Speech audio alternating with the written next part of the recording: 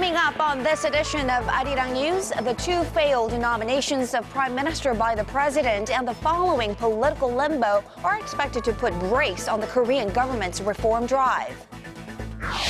South Korea remembers the Korean War on the 64th anniversary today. The Prime Minister used the opportunity to emphasize the importance of a strong military.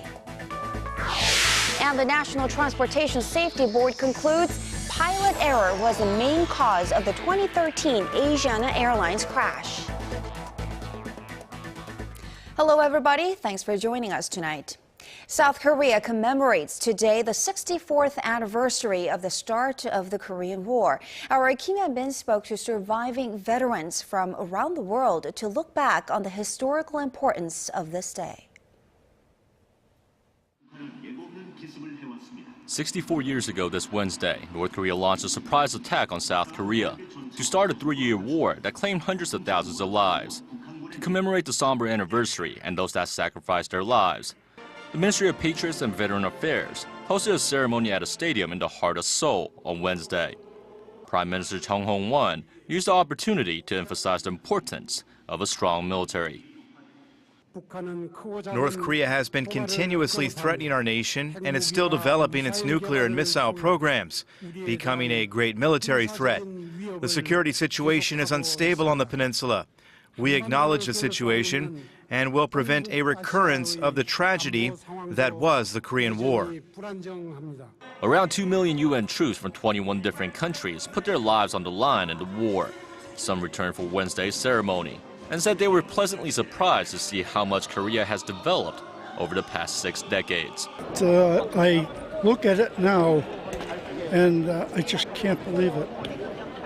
You know, in 64 years, you know, to look and see what you people have done with the freedom that you won. It's just fantastic.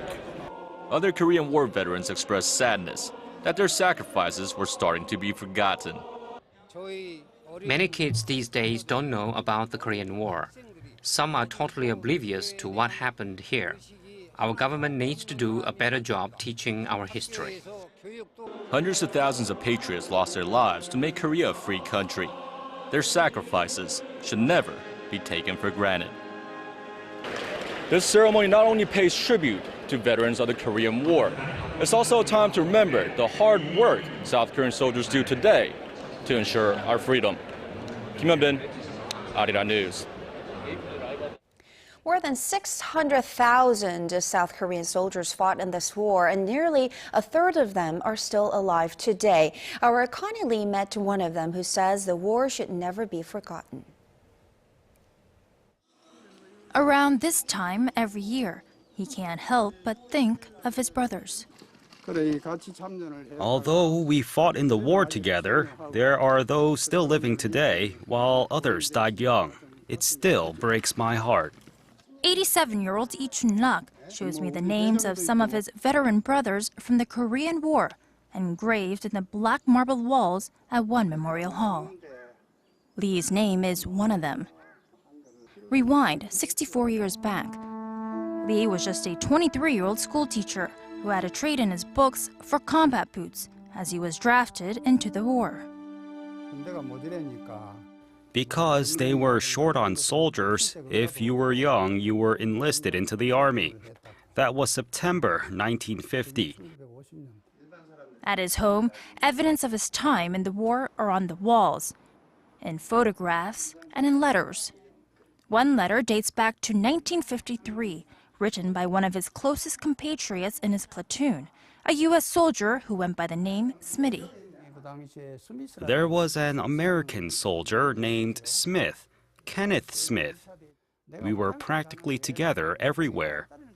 Once the war ended and after a few letter exchanges here and there, they lost touch. Lee's been on the search for his American friend since then. How great would it be to see each other after all of these years? When I see him, I want to tell him that we're more than just brothers. Along with the memories of camaraderie are also the harrowing memories of war that not only left hundreds of thousands dead, but separated thousands of Korean families once that 38th parallel was drawn and divided the nation.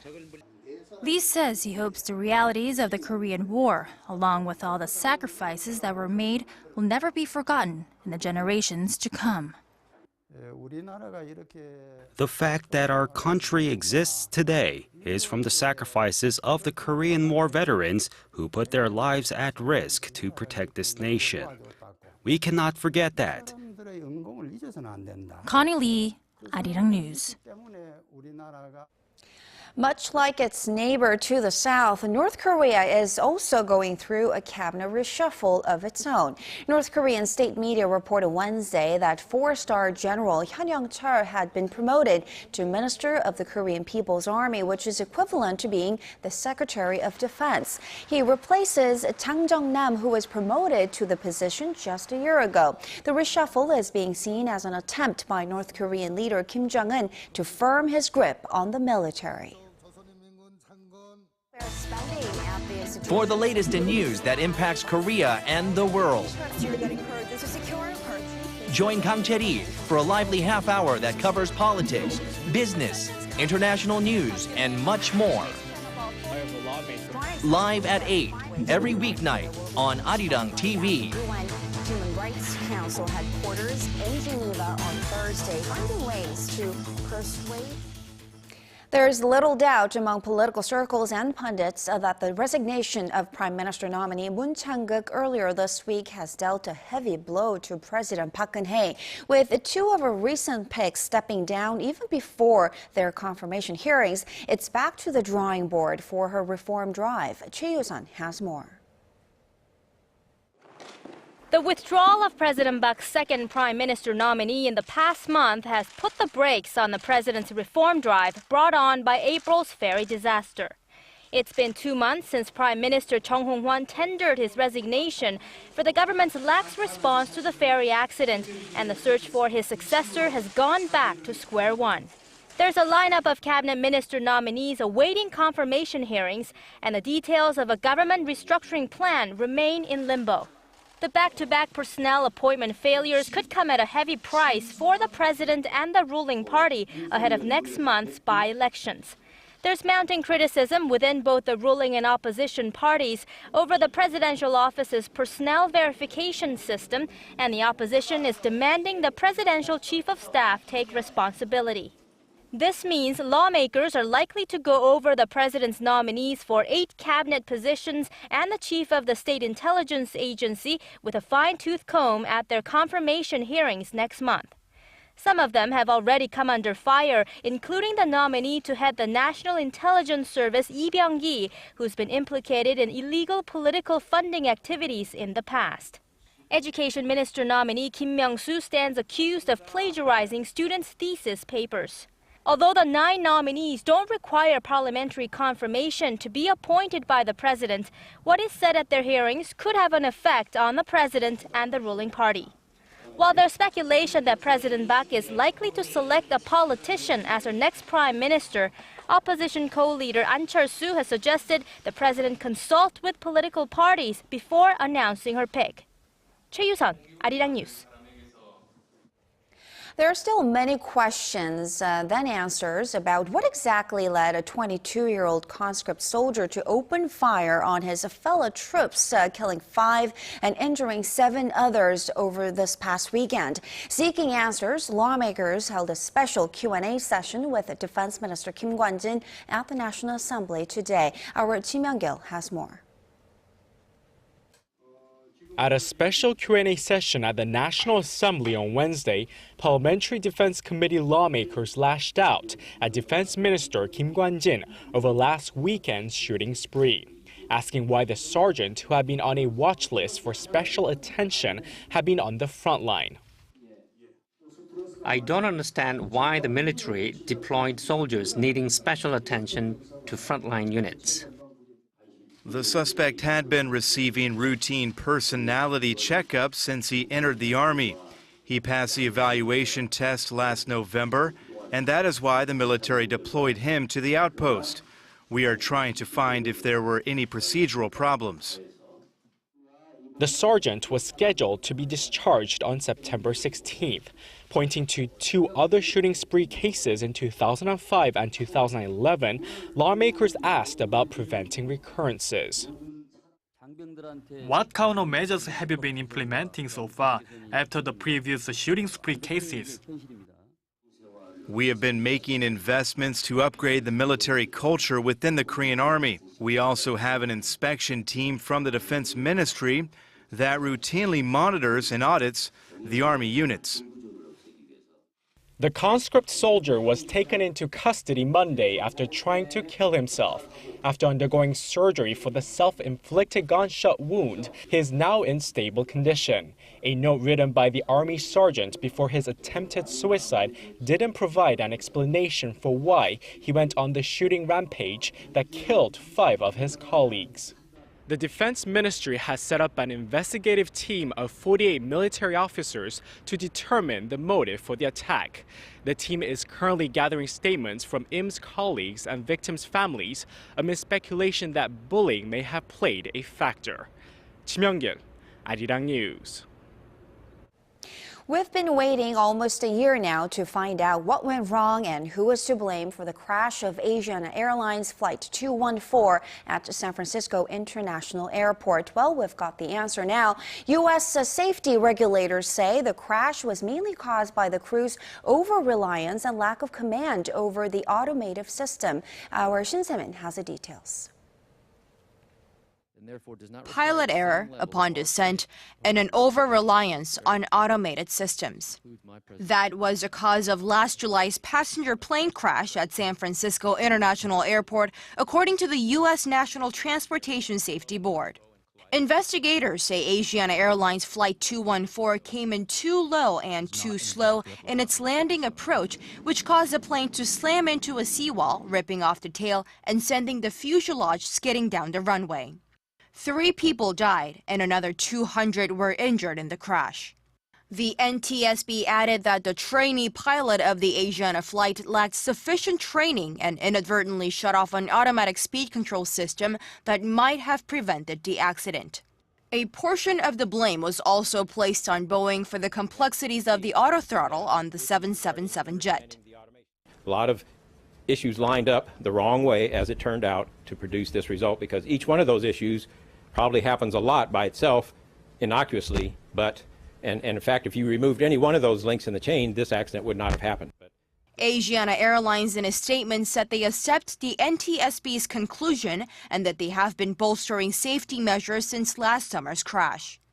But the Korean-based airliner also pointed the finger at Boeing, citing inconsistencies with the autothrottle system, which they say led pilots to believe they could maintain the plane speed. Boeing is adamant the airplane performed as expected and that it did not contribute to the accident, saying the 777 has an extraordinary safety record and it is the pilots who were at fault. Shin Se-min, ARIRANG News. Although consumer sentiment saw a slight improvement, domestic consumption in Korea still remains very sluggish following the April ferry disaster. Against this backdrop, the Korea Chamber of Commerce and Industry released a report suggesting ways for breathing new life into this economy. Kim Ji-yeon tells us more.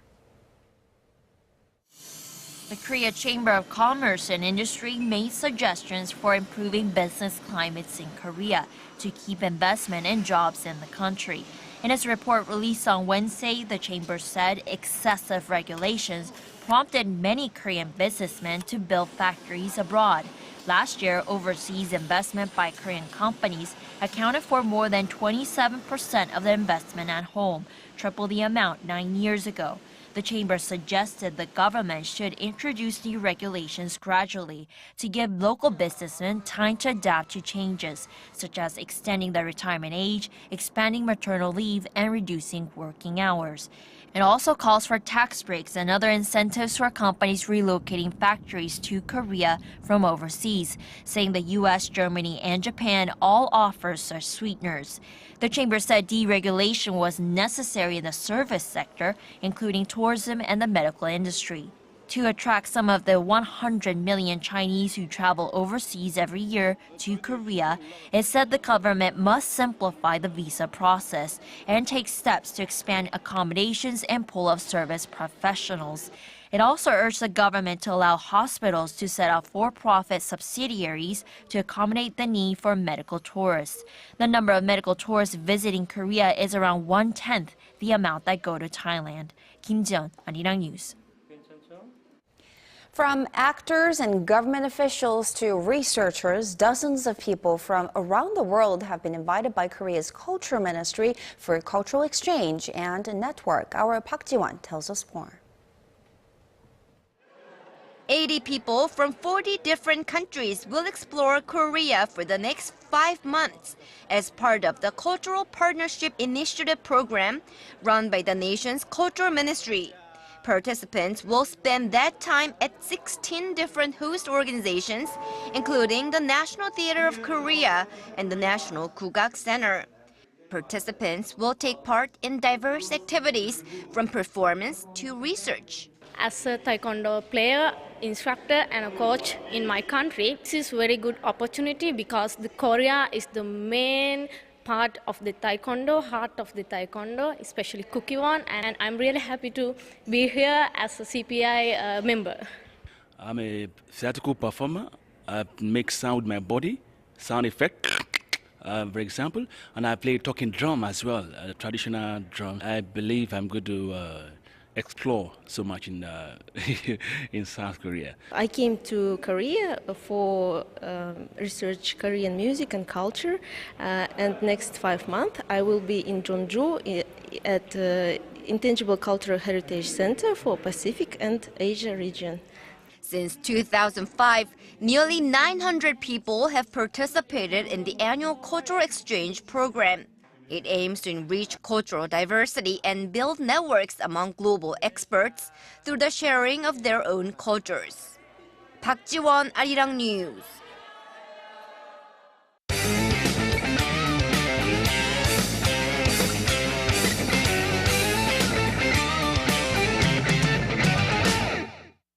We're now halfway through the final matches of the group stage. We now know 50% of the teams that will be in the last 16.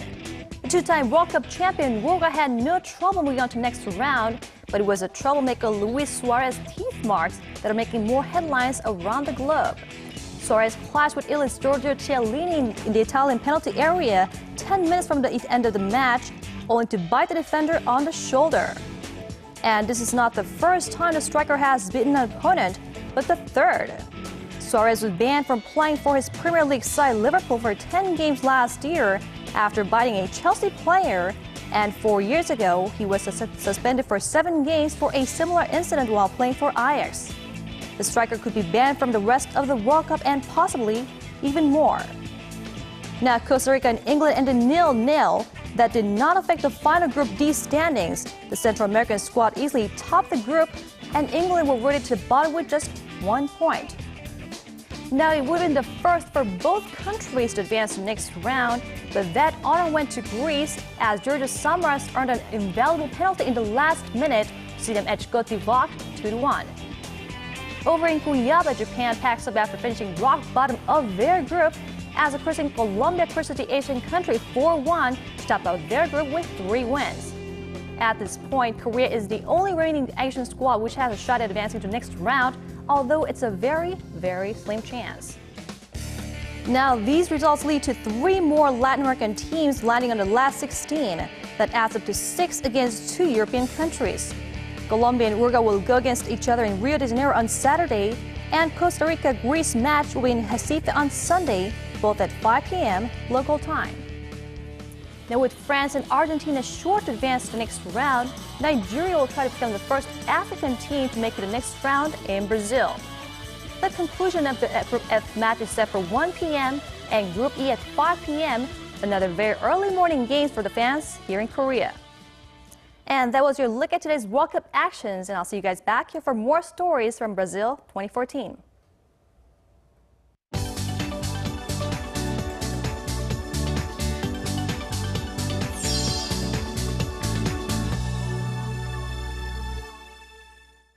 The Syrian splinter group of al-Qaeda has reportedly joined forces with ISIL militants in Iraq as the country faces being redrawn along sectarian lines there. For more on this story, Paul is joining us from the News Center. Paul, what's the significance of this new alliance between these two extremist groups? Well, it deals another heavy blow to Iraqi security forces who are attempting to take back most of the country's northwest from Sunni rebels led by the Islamic State of Iraq and the Levant, or ISIL. It's also significant as it opens the way for ISIL to take control of both sides of the border near the town of Al-Qaim, which has been the launching point of major offensives. The Iraqi government is now left to defend the central and southern regions, while the Kurds are holding their own in the northeast. In the latest fighting, Iraqi army soldiers clashed with insurgents just west of the capital, Baghdad, on Tuesday, killing a number of militants and destroying their vehicles. This is the Ibrahim bin Ali area that we liberated from ISIL, and God willing, we will enter Fallujah and liberate it for the sake and security of the Iraqis. Meanwhile, U.S. Secretary of State John Kerry has urged leaders of the semi-autonomous Kurdish region to stay and help unite Iraq against the insurgency. However, during his final round of diplomacy on Tuesday, Kerry was told by Kurdish President Masoud Barzani that the insurgency had already created a new reality and a new Iraq, hinting that the Kurds could take this opportunity to seek their long-sought goal of becoming independent of Baghdad. And turning now to Europe, a Spanish court has formally charged Princess Cristina and her husband as part of a corruption investigation into this royal family. What are the exact charges? The provincial court in Palma de Mallorca said it upheld 2 counts of fraud and money laundering against Princess Cristina, who is the sister of the newly crowned King Felipe VI. The ruling follows a 4-year pre-trial investigation into alleged corrupt business dealings conducted by Cristina's husband, Inaki Undangaren. The former Olympic handball player is accused of using his connections to win public contracts for his non-profit organization and embezzling several million euros of public funds. Both denied any wrongdoing during their court appearances on Wednesday. The ruling comes barely a week after King Juan Carlos abdicated in favor of his son, who sought to repair the monarchy's scandal-worn image with a promise of honesty and transparency when he took the throne. I see, not a good start there. Now, speaking of royal families, Paul, Queen Elizabeth II has arrived in Ireland, where she took the time to visit the set of the popular TV series Game of Thrones. And I have to know, did she manage to sit down on the Iron Throne? Well, even though she had plenty of chances, Queen Elizabeth chose not to take her place on the iconic throne. The Queen is currently on a 3-day trip with her husband, the Duke of Edinburgh, in Northern Ireland, aimed at improving ties between Irish leaders and the British monarchy. During their visit to Belfast, the royal couple was given a tour of Paint Hall Studios by executive producers and writers of the hit TV show on Tuesday. The Queen and Duke of Edinburgh were shown costumes and props from the set and even got a chance to greet members of the cast. Based on the best-selling books by writer George R.R. Martin, the medieval fantasy epic is estimated to be the biggest TV production in Europe. The series production has also had a significantly positive impact on the local Irish economy. And finally, this Wednesday marks the 5th anniversary of the untimely death of Michael Jackson, one of the greatest pop artists that ever lived. Paul, the world has lost the king of pop for years, but it looks like his music still lives on. That's right, Chetty. Despite the drama and controversy surrounding his death, Jackson's legacy is thriving with a new studio album, music videos, and a Las Vegas show that pays tribute to his undying star power. The single Love Never Felt So Good, originally recorded in 1983, has been re-released by Epic Records in partnership with the Jackson family estate. The song features singer Justin Timberlake, who appears in the video alongside past footage of Jackson. The relative success of the album is a testament to Jackson, who died of an overdose of propofol and other powerful sedatives on June 25, 2009 at the age of 50, as he was getting ready for a series of comeback concerts in London. Chetty? All right, Paul, thank you very much for that report, and we'll see you back here in just about 2 hours.